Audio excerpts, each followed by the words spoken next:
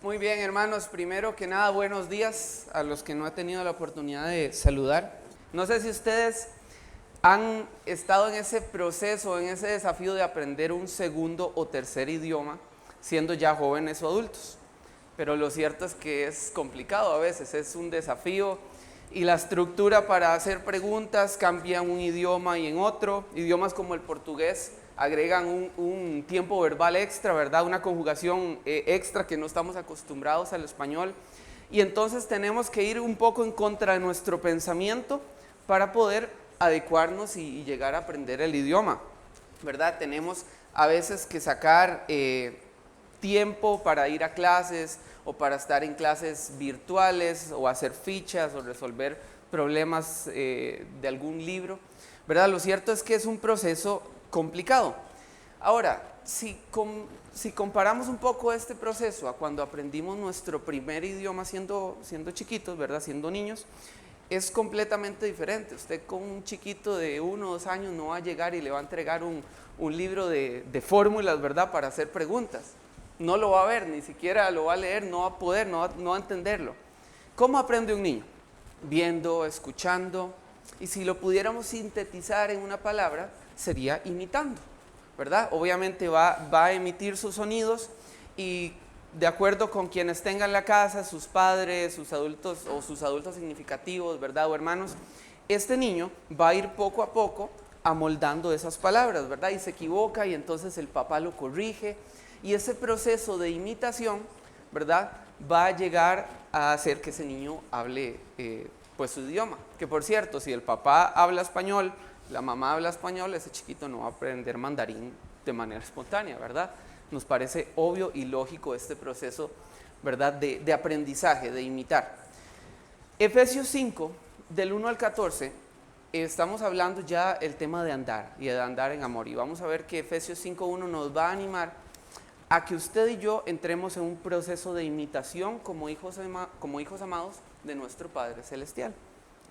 Y que no se vuelva un proceso pesado el andar en amor, el andar en obediencia, sino que lo vamos a entender como un proceso de nuestra nueva naturaleza, en la que como niños, como hijos, nos acercamos y aprendemos este nuevo idioma que antes no conocíamos estando en la carne.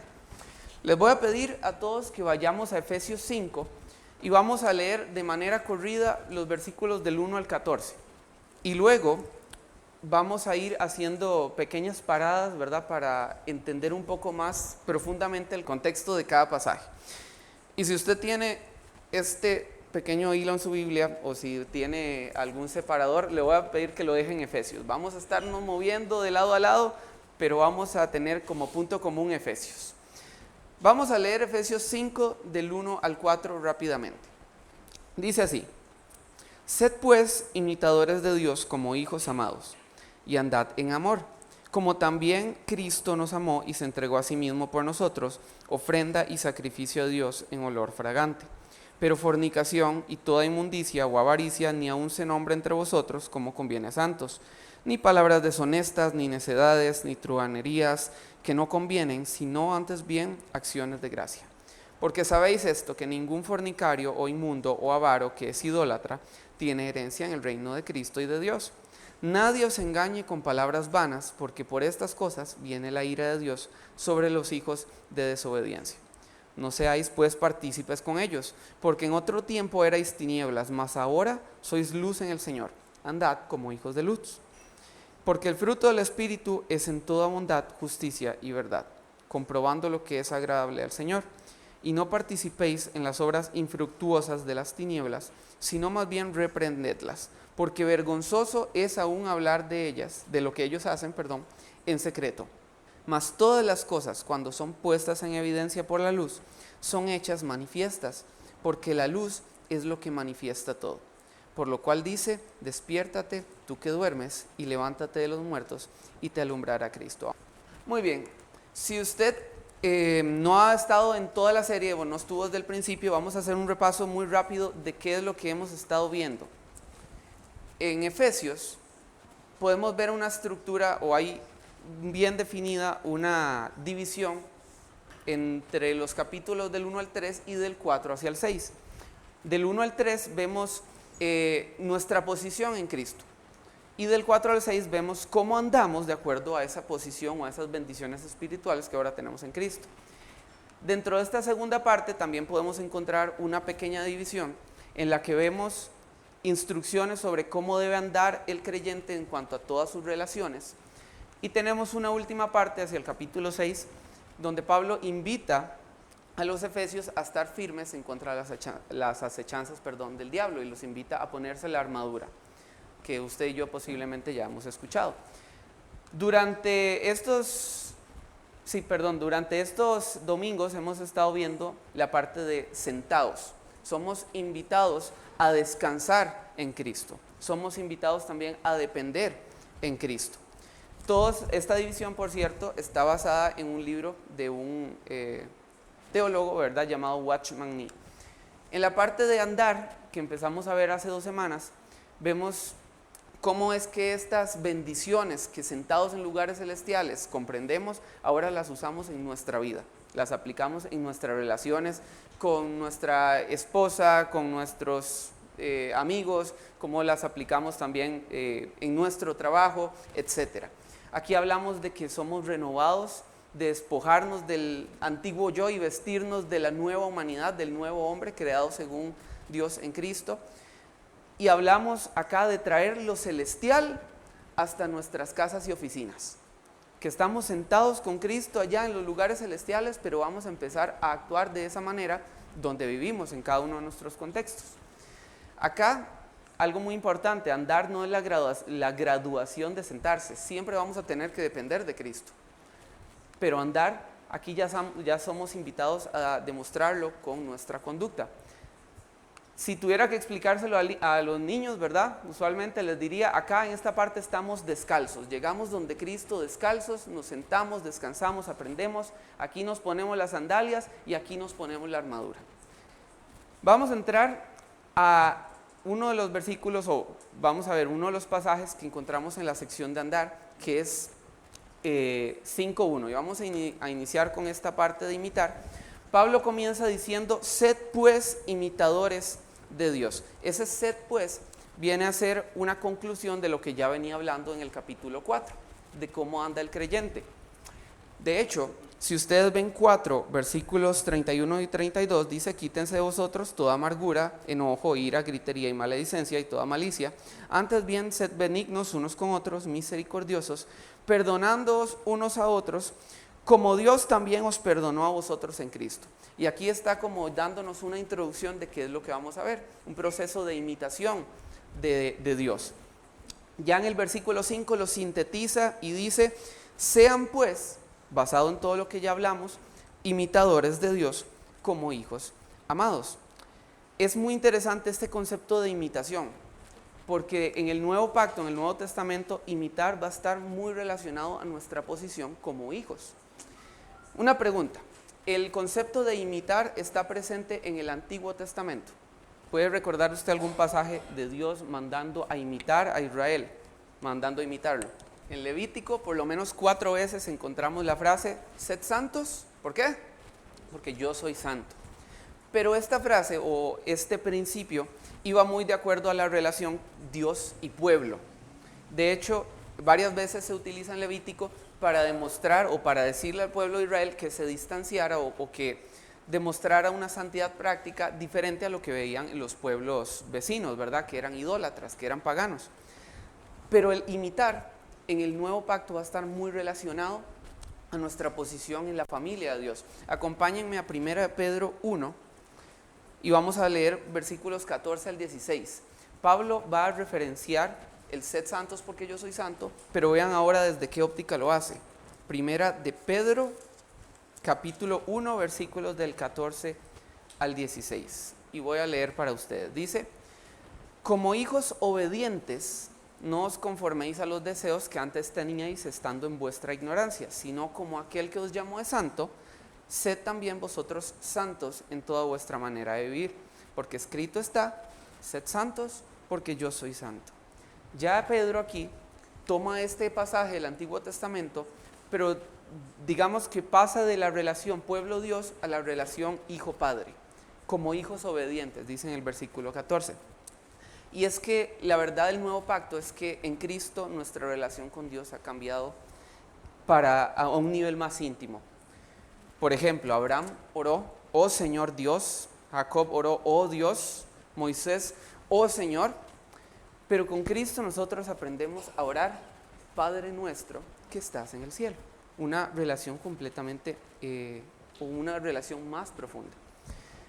Uno de los aspectos interesantes de este proceso de imitación es que Pablo o la Biblia en general va a pasar del adjetivo al verbo.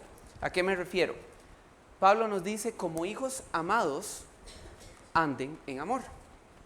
Y pasa lo mismo con otras virtudes, como la consolación, por ejemplo. Somos hijos consolados, somos parte de la familia de Dios y hemos sido consolados con esa consolación de Cristo, entonces Dios nos manda a consolar. Este modelo que vemos acá es también el que encontramos en 1 Juan 4:7 cuando dice, porque el amor viene de Dios, somos amados primero usted y yo, y después todo el que ama ha nacido de Él. No es al revés. ¿Se imaginan qué catástrofe si fuera al revés? Que tengo que andar en amor para que así Dios me ame, ¿verdad? No es así la lógica que utiliza el Señor en la Escritura. Como hijos amados, y esto es muy importante, por cierto, paréntesis, si usted no se siente, quizás se sabe, pero no se siente amado por Dios, va a ser muy difícil que dé el brinco a esta parte. Cuando me siento amado por el Señor, cuando reconozco que soy amado, va a ser más sencillo pasar a esto, andar en amor. Y si usted sigue leyendo 1 Juan capítulo 4, versículo 8 dice que el que no ama, ¿no a qué? No ha visto a Dios. ¿Por qué? Porque Dios es amor. No sé qué definición tiene usted de amor. Hace unos meses, Anjo y yo pudimos ir a visitar la reserva indígena Buglere, ¿verdad? Donde trabaja Connie. Y una de las cosas que más nos llamaba la atención del trabajo con ellos es que no tienen una palabra para amor. La Biblia en Buglere no utiliza el término amor. De hecho, tuvieron que hacer los niños un cartel y lo que decía en traducción es Dios es bueno, ¿verdad? Que es como lo más cercano que se encontró en ese momento para el propósito de la lección.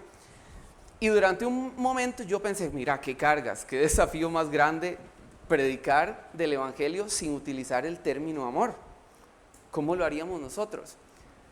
Ahora, luego pensé, quizás nosotros estamos en el lado opuesto de ese desafío, porque utilizamos la palabra amor para todo. Y yo puedo decir literalmente en la misma oración, amo las hamburguesas, por supuesto que es una verdad, y amo a mi familia. La puedo utilizar exactamente con el mismo término, con el mismo verbo. ¿Por qué? Porque es lo que permite el utilizar esta palabra tan fácilmente. Ahora, ¿cómo es que lo relaciona Pablo aquí? En Efesios 5 va a dar dos evidencias de ese amor. Efesios 5:2 dice de esta manera, y andad en amor como también Cristo nos amó. ¿Y cómo lo muestra Dios? Y se entregó, paredoken en el original, se entregó a sí mismo por nosotros, ofrenda y sacrificio a Dios en olor fragante. Es el mismo verbo que se utiliza en 5:25 cuando se les dice a los esposos que amen a su esposa, ¿verdad? Así como Cristo mismo se entregó.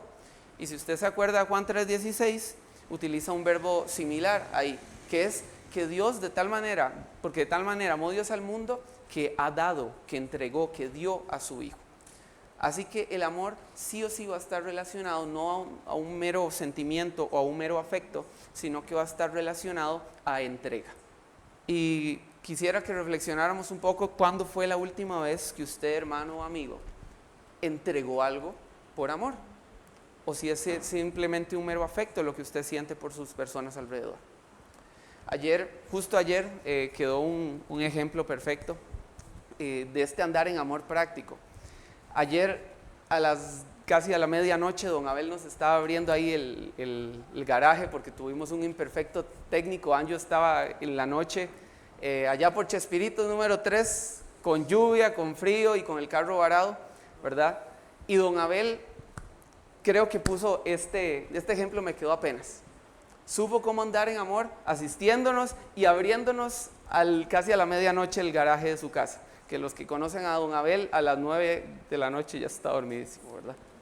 Así que esta entrega, esta renuncia es lo que caracteriza en el Nuevo Testamento y en toda la Biblia en general lo que es el concepto detrás del amor. Un amor así, con esa exigencia tan grande que nos dice el pasaje, así como Cristo nos amó, nosotros no podríamos lograrlo por nosotros mismos, sino por la naturaleza espiritual que está en nosotros y por el poder que actúa en nosotros, dice en Efesios 3:20. Colosenses 1:29 también dice Pablo: trabajo luchando según la potencia de Él, la cual actúa poderosamente en mí. Es un amor que renuncia, es un amor que niega lo suyo. Nos vamos moviendo rápido. Del 3 al 5 tenemos en este pasaje también varios pecados que enlista que están precisamente en contra de este andar en amor. El 3 y el 5 están muy relacionados, así que permítanme saltar al 4. Vean lo que dice Efesios 5:4. Sobre qué no es andar en amor. Ni palabras deshonestas, ni necedades, ni truhanerías que no convienen. Y en Nueva Versión Internacional dice: tampoco debe haber palabras indecentes, conversaciones necias, ni chistes groseros, todo lo cual está fuera de lugar. Más bien reemplacemos eso, ¿con qué? Con acciones de gracias. La lengua es como una especie de cuchillo, pongamos un objeto afilado, que en las manos de un médico puede salvar una vida, pero en manos de un ladrón puede quitarla. Y este es precisamente el sentir de un versículo como Proverbios 12:18, que dice: el charlatán hiere con la lengua como una espada, pero la lengua del sabio brinda sanidad. Así que el andar en amor está también muy relacionado con lo que nosotros hablamos. Y tiene la lógica, ¿verdad? Si nos sentimos amados, vamos a querer hablar esto que está en nuestro corazón. ¿Por qué? Porque de la abundancia del corazón habla la boca. Pasamos ahora sí a estos versículos que se mencionan en 3 y 5, porque son recurrentes en las cartas de Pablo. Ustedes van a ver que Pablo como que copia y pega en Colosenses capítulo 3, y se refiere a la fornicación, impureza y a la avaricia, comparándola con idolatría. Dice así el versículo 5:3: pero fornicación y toda inmundicia o avaricia ni aun se nombre entre vosotros, como conviene a santos. Y pasamos al 5 de una vez: porque sabéis esto, que ningún fornicario o inmundo o avaro que es idólatra tiene herencia en el reino de Cristo. Y estos son pecados meramente destructivos y que Pablo una y otra vez va a estar hablando en contra de ellos. Vamos a ir rápidamente a Colosenses capítulo 3. Dice así, Colosenses 3, y vamos a leer desde el 5 hasta el 7. Dice: haced morir pues lo terrenal en vosotros, fornicación, impureza, pasiones desordenadas, malos deseos y avaricia, que es idolatría, cosas por las cuales la ira de Dios viene sobre los hijos de desobediencia, en las cuales vosotros también anduvisteis en otro tiempo cuando vivíais en ellas. Entonces, a este conjunto de pecados de esta fornicación e impureza que están relacionados, y esta avaricia e idolatría, por supuesto, porque estoy poniendo los bienes materiales como el que guía o como el compás de mi vida, ¿verdad? Estos pecados, Pablo dice: en ellos anduvisteis en otro tiempo, ya no es propio de la nueva naturaleza que está en nosotros. Dicen que ni aún se nombre entre vosotros, haciendo referencia que debe ser radical el plan para que estos pecados no se desarrollen. Gálatas dice que son obras de la carne, y Colosenses nos dice que es lo terrenal. Vean la bronca que tenía Pablo con estos pecados, que en 1 Corintios 5:11 dice: más bien os escribí que no os juntéis con ninguno que, llamándose hermano, fuere fornicario o avaro o idólatra, o maldiciente o borracho o ladrón, con el tal ni aún comáis. Es una santidad totalmente drástica en cuanto a estos pecados en específico. ¿Cómo andamos en amor? O sea, ya sabemos cuál es el problema, pero la Biblia también nos dice cuál es la respuesta desde el amor. Obviamente a la fornicación e impureza de ámbito sexual, tenemos que Dios ha creado un plan por medio del matrimonio. Así como para la avaricia y la idolatría, Dios ha creado un plan, ¿verdad?, en el que anticipamos el reino de Dios cuando somos generosos también. No sé si usted sigue en Instagram algunos, o si sigue contenido en general de asesores financieros. Muchos de ellos, los que tienen estudios de verdad, promocionan el entrenamiento financiero desde el lujo. ¿Cómo es que yo promociono o vendo mi idea? Tomándome fotos en yates o tomándome fotos con cosas súper lujosas o en X carro o utilizando X o Y productos. Y me llamó la atención hace un tiempo porque vi una persona que da coaching financiero que él lo hacía desde otra perspectiva, ¿verdad? Y utilizando versículos, de hecho, como su fuente principal. Y una de las conclusiones que él daba en cuanto al uso del dinero es que deben precisamente apuntar a esto, a la generosidad. A que el materialismo en mí ya no tiene lugar porque ahora tengo una nueva naturaleza y mi tesoro debe estar no aquí en la tierra. El temor de Pablo. Aquí, cuando leemos este versículo de manera llana, algunos pueden desviarse y pensar que si entonces yo caigo en uno de estos pecados, voy a perder mi salvación. O que en terminología paulina voy a ser desheredado del reino de Dios. Esto no es así. En el versículo 7 nos dice cuál era el problema de Pablo o cuál era el temor de Pablo de que la gente no se apartara o no pusiera un alto a estos pecados. El versículo 7 nos dice en Reina Valera, utiliza el término, no seáis pues partícipes con ellos. Y en Nueva Versión Internacional utiliza la palabra cómplices, no se hagan cómplices de ellos. Ya no nos vamos a volver parte de ellos porque tenemos una naturaleza completamente distinta. Simplemente usted y yo, si hemos verdaderamente aceptado a Cristo como nuestro Señor, como nuestro Salvador, no deberíamos ni siquiera contemplar la posibilidad de involucrarnos en esos pecados. Pero el temor de Pablo no era tanto el perder esta posición de hijos, sino de que nos volviéramos cómplices, de que no tuviéramos problema con eso, de que se hablara del pecado y nosotros fuéramos uno más en esa lista. Recordemos nada más, el andar en amor es un proceso de imitación del Padre. Usted y yo no tenemos que ponernos así a pensar, tengo que amar, ¿cómo voy a amar, verdad? Es un proceso natural. Dependamos del Señor y Él nos va a guiar para amar a otros como Él también nos ha amado. Y entendemos también que este amor está relacionado a la generosidad, al compromiso y que este amor nos va a llevar también a una vida de santidad. Muy bien, hermanos, vamos a continuar entonces en Efesios capítulo 5. Justamente el título de la conferencia de cuando el justo prospera, la ciudad se alegra, basada en Proverbios capítulo 11, es inspirado, ¿verdad?, en un libro que escribió Amy Sherman, ¿verdad?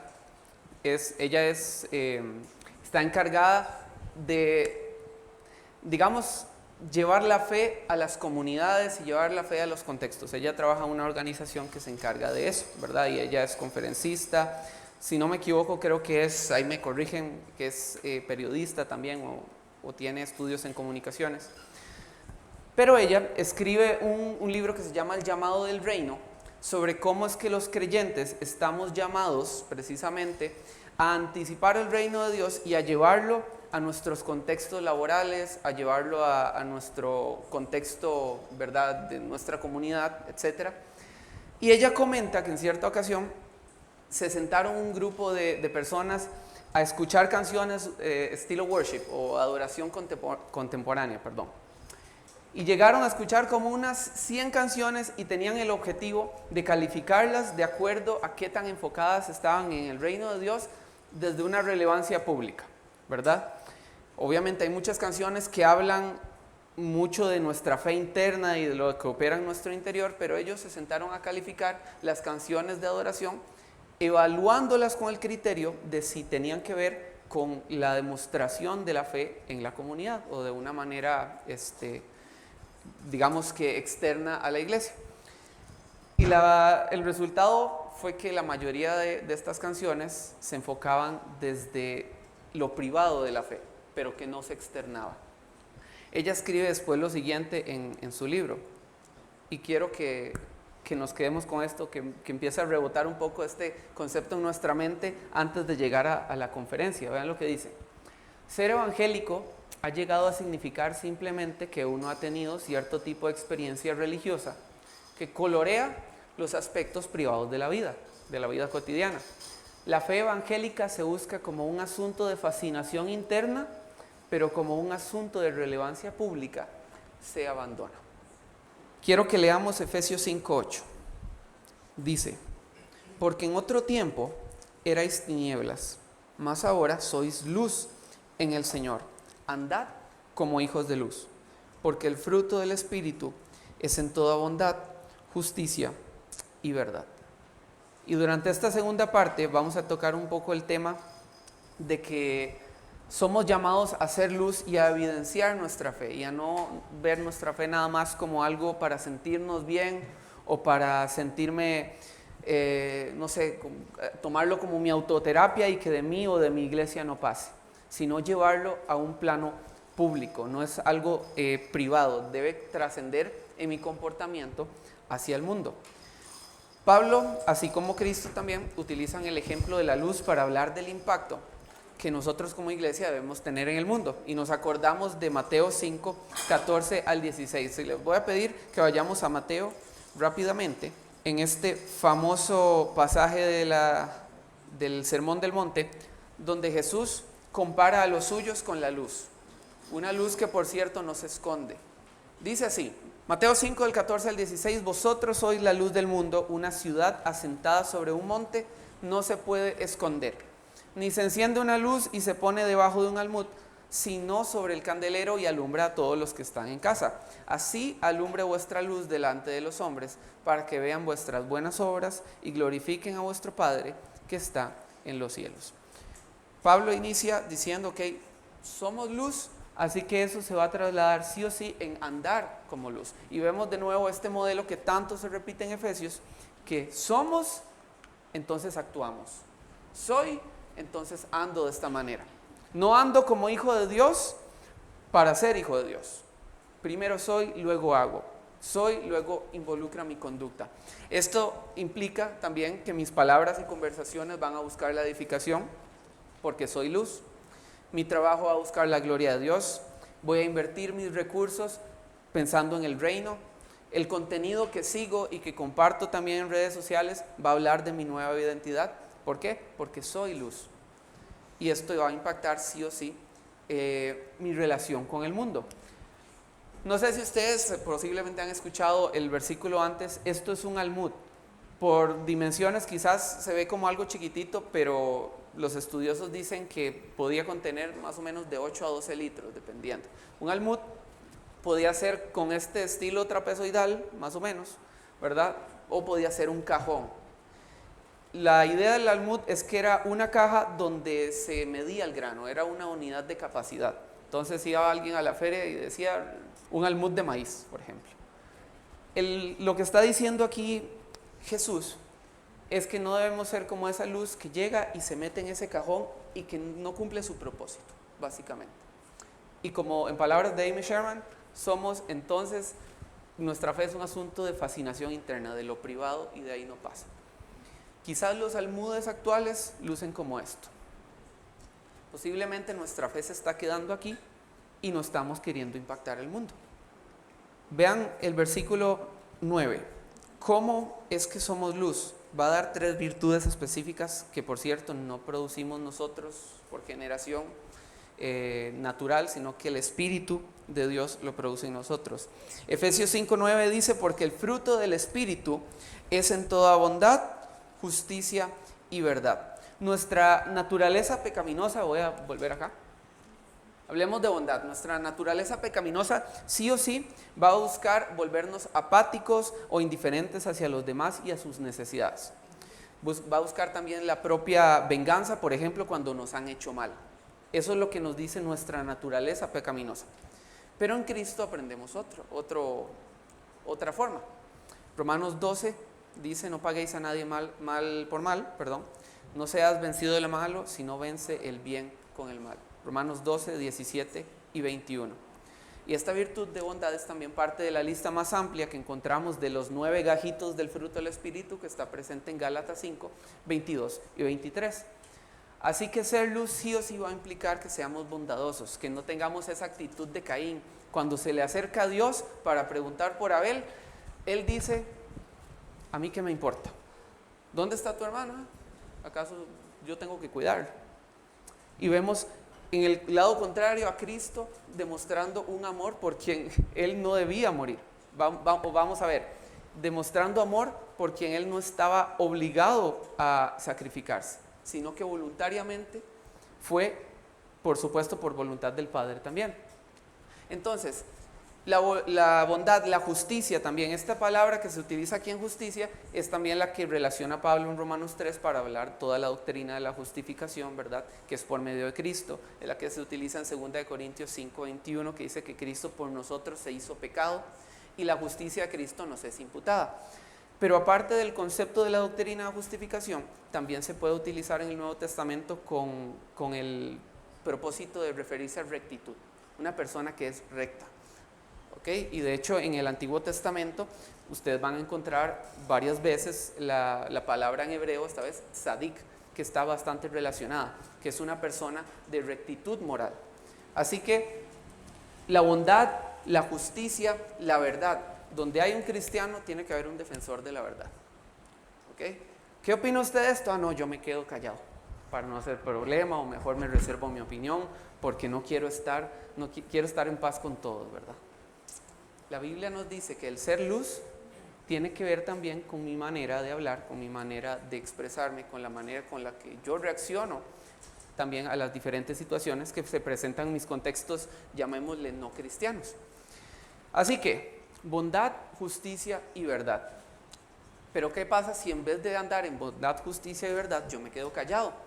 Después de todo dice la Biblia que si depende de vosotros, ¿verdad? Estad en paz con todos. Entonces yo me voy a quedar callado, yo no voy a dar mi opinión sobre nada, yo no voy a exponer a Cristo porque la Biblia dice eso. O porque la Biblia dice también que Jesús fue como cordero al matadero y no abrió su boca y enmudeció, dice en Isaías 53. Y los cristianos muchas veces ¿se acuerdan que hablamos del concepto de eisegesis? Cuando yo interpreto sobre el texto y pongo mis pensamientos ahí, en vez de buscar lo que el autor originalmente quería decir. A veces hacemos eisegesis de esos pasajes y decimos que Dios quiere que yo no me pelee con nadie, que no tenga conflicto con nadie, ¿verdad? Como dijo Erwin la semana pasada, que sea un osito cariñosito. Y lo cierto es que no es así. Vamos a hablar en algunos minutos de la errónea espiritualización del silencio dentro de la iglesia. Vean lo que dice el versículo 11. El 10 dice comprobando lo que es agradable al Señor, y el 11 dice y no participéis en las obras infructuosas de las tinieblas, sino más bien, ¿qué dice? Reprendedlas. Dice también en Nueva Versión Internacional, denúncienlas, sino más bien denúncialas. Pero muchas veces caemos en el error, y lo digo porque cuando estudiaba esto yo me puse primero en esa lista, de pensar que evadir el conflicto es espiritual, cuando es todo lo contrario, cuando es por los motivos correctos, y lo aprendemos de Jesús volcando las mesas en el templo, por ejemplo. Por supuesto que eso representaba un conflicto, pero debía hacerlo porque estaba alineado, ¿verdad?, a hacer luz en el mundo, de acuerdo a su propósito. Entonces, vamos a ver así rápidamente, solamente para introducir el tema, porque podría ser un tema de conferencia incluso, pero cómo es que estamos espiritualizando erróneamente. Algunos pasajes que hemos tomado mal, por ejemplo, Mateo 5:39 dice, pero yo os digo, no resistáis al que es malo, antes a cualquiera que te diera la mejilla derecha, vuélvele también la otra. Y usualmente los cristianos lo utilizamos para sugerir que debemos aceptar pasivamente cualquier tipo de abuso o de injusticia. Sin embargo, cuando vamos al contexto en el que se escribe, al contexto del mundo romano antiguo, tiene algo completamente diferente que decir. Es cierto que dice que los cristianos no tenemos que devolver violencia por violencia, y es un principio que Pablo también habla en Romanos. Pero ¿qué es lo que quería decir? Vean lo que dice el erudito del Nuevo Testamento Walter Wink. Dice que en el mundo romano un golpe hacia la mejilla derecha, dándolo con esta parte de la mano, ¿verdad?, era una señal de dominar a otro, y usualmente se daba sobre los que eran vistos como inferiores, como un esclavo, e incluso en ese contexto los niños o las mujeres, ¿verdad? Entonces, cuando alguien golpeaba de esta manera, iba a golpear la parte derecha de la mejilla. Ahora, este acto de humillación, cuando una persona devolvía y ponía la otra mejilla, ¿qué es lo que iba a pasar? Que ya no le iba a dar así como un acto de humillación o como un acto de dominación, sino que lo iba a tratar como un igual al darle a la mejilla izquierda. ¿Okay? Y era una manera en la que mandábamos el mensaje de ofrecer, resistir la humillación sin recurrir a la violencia, y dando un mensaje también de igualdad y de dignidad de todos los seres humanos. Así que lo que está diciendo aquí no es: cristianos, quédense callados hacia cualquier tipo de abuso o injusticia que pase, o si algún líder, por ejemplo, está haciendo algo malo, quedémonos callados porque él es el ungido de Jehová, ¿verdad? Otro pasaje que se llama malinterpretado en el Antiguo Testamento. Este de acá yo personalmente lo malinterpreté mucho tiempo. Dice en Isaías 53, pasaje lindísimo por cierto: angustiado él y afligido no abrió su boca, como cordero fue llevado al matadero, y como oveja delante de sus trasquiladores enmudeció y no abrió su boca. ¿Qué principio agarramos de una vez usualmente? Jesús hizo silencio, así que yo tengo que hacer silencio. Y lo trataron con injusticia, entonces yo también debo callar ante el pecado ajeno o ante alguien que esté tratando mal o abusando de otro. Usualmente podemos caer en este error. Pero vean lo que dice en Juan 18:23, que este pasaje creo que lo hemos visto anteriormente en otro estudio. Cuando Jesús en cierta ocasión es tratado de manera injusta, aún sabiendo y aún teniendo la voluntad para entregarse, sufre ciertas injusticias en su proceso. Y Jesús responde de esta manera cuando lo golpea un guardia. Dice: si he hablado mal, testifica en qué está el mal, y si bien, ¿por qué me golpeas? El hecho de que Jesús haya ido como cordero al matadero, como un cordero que no abrió su boca y que enmudeció, no significa que en su proceso haya aceptado todo sin haber alguna respuesta. Significa que Él fue capaz de ir en humildad y tomar esa copa, tomarlo en humildad. ¿Okay? Tomarlo en disposición. No significa que la injusticia deba ser pasada por alto, tampoco. Así que usualmente tenemos este error de callar, pero como creyentes más bien deberíamos estar denunciando estas obras infructuosas de las tinieblas, tanto dentro como fuera de la iglesia. Y Pablo dio algunos ejemplos de esos pecados. Yo le sumo aquí algunos otros: la injusticia y la opresión, la corrupción y deshonestidad, la violencia y el abuso, la mentira y el engaño, los falsos rumores, la falta de transparencia, la inmoralidad sexual, la pornografía, la explotación sexual, la avaricia, el materialismo, la explotación de otros para beneficio propio, la discriminación y el odio. Usualmente, vuelvo a decirlo, nos quedamos callados porque pensamos que eso es espiritual, cuando es todo lo contrario. La Biblia nos manda a hacer luz y a evidenciar los principios de la palabra de Dios aún en medio de esas situaciones y de esos pecados. Y para ir terminando, vamos a ir hacia los versículos 13 y 14. Vean lo que dice el 12, nada más para terminar e involucrar todos los pasajes en el estudio. Dice: porque vergonzoso es hablar aún de lo que ellos hacen en secreto. Entonces, todas estas obras, que son obras de las tinieblas, si vamos a referirnos a ellas, es para oponernos, no para tratarlo como algo normal o como para involucrarnos incluso o ser cómplices o partícipes, como dice el versículo 7. 13 y 14 dice así: mas todas las cosas, cuando son puestas en evidencia por la luz, son hechas manifiestas, porque la luz es lo que manifiesta todo. Por lo cual dice: despiértate tú que duermes y levántate de los muertos y te alumbrará Cristo. Este poema que encontramos en el versículo 14 es posible que haya sido precisamente eso, un himno o un cántico, o por lo menos un poema, debido a la métrica que hay en el griego koiné, el original, que permitía tener cierta rítmica y era fácil de aprender. Posiblemente esto que estamos leyendo era algo que los cristianos de la iglesia primitiva cantaban. Así que acá tenemos el mismo principio que hemos estado leyendo desde el versículo 8, de la luz de Cristo que alumbra. Todas las cosas son puestas en evidencia por la luz.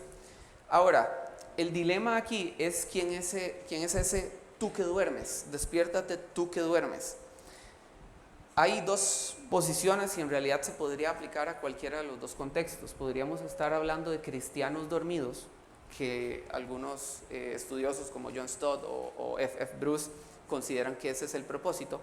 A los cristianos que están dormidos espiritualmente, siendo llevados por el pecado, que no son luz, que se involucran, que son partícipes o cómplices de estas obras infructuosas de las tinieblas.